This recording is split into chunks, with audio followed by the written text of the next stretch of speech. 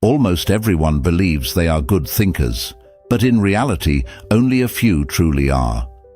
A genuinely strong thinker is always learning, always refining how they see the world. So if you look around you, how many people do you actually see progressing in life? How many are consistently solving new problems, adapting and building on their experiences? And on the other hand, how many seem stuck, going in circles, repeating the same mistakes, dealing with the same issues they were facing years ago? The better you become at thinking, the better you become at solving problems. And real thinking always starts with one foundation: clarity. A clear thought is not vague or emotional. It is precise, unambiguous, and structured in a logical way. It captures the essence of an idea without unnecessary noise. One of the simplest ways to express a clear thought is through an if-then structure. For example, if I drink enough water throughout the day, then my energy levels will improve. When your thinking is clear, your actions become clear too. You don't act based on confusion or guesswork. You act with intention. Using the same example, if you believe drinking more water improves energy, then you naturally start choosing water over dehydrating drinks, especially when you feel tired. Clear and intentional action always produces clear feedback.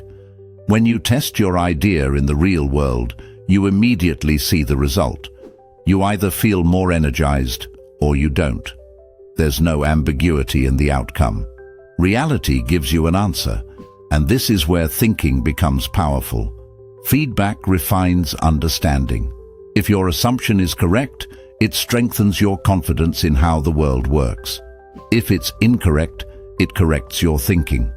Either way, you move closer to accuracy.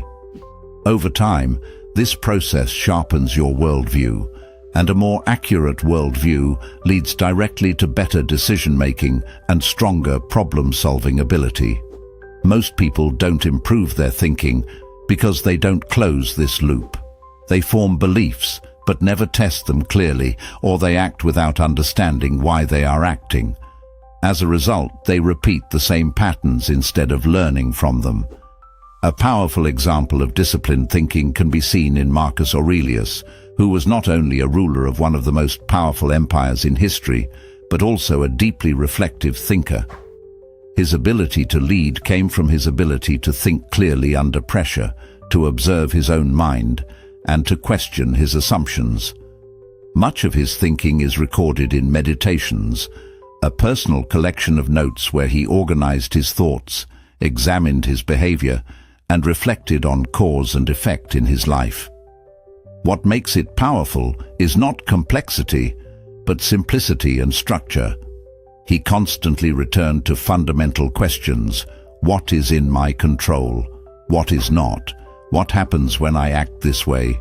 What result does it produce? That same approach can be applied today in a very practical way. Instead of letting your thoughts stay abstract, you can turn them into clear, testable statements. You don't need philosophy to begin, you just need structure. For example, instead of thinking vaguely like, "I should be more productive," you turn it into something measurable. If I wake up at 7 a.m. and start working within 30 minutes, then I will complete more focused tasks before noon. Or instead of saying, "I need to get in shape," you define it clearly. If I train 4 times a week and track my food intake, then my fitness will improve over time. Or in a modern context, if I spend less time scrolling and more time creating, then my output and skills will grow. Each of these statements is simple, but powerful. They are not guesses, they are structured predictions you can test against reality. And once you test them, life responds. You either get the result you expected, or you don't. There is no confusion in the feedback. That clarity is what allows real learning to happen. Over time, this process builds something most people never develop: a reliable understanding of how your actions connect to outcomes. And once you understand that clearly, you stop relying on motivation or guesswork. You start operating based on evidence. So in the end, good thinking always comes down to this: turning vague ideas into clear, logical statements, testing them in reality, and learning from the outcome. Clear thinking leads to clear action. Clear action leads to clear feedback. And clear feedback leads to continuous improvement. Like, share and subscribe for more insights on human behavior.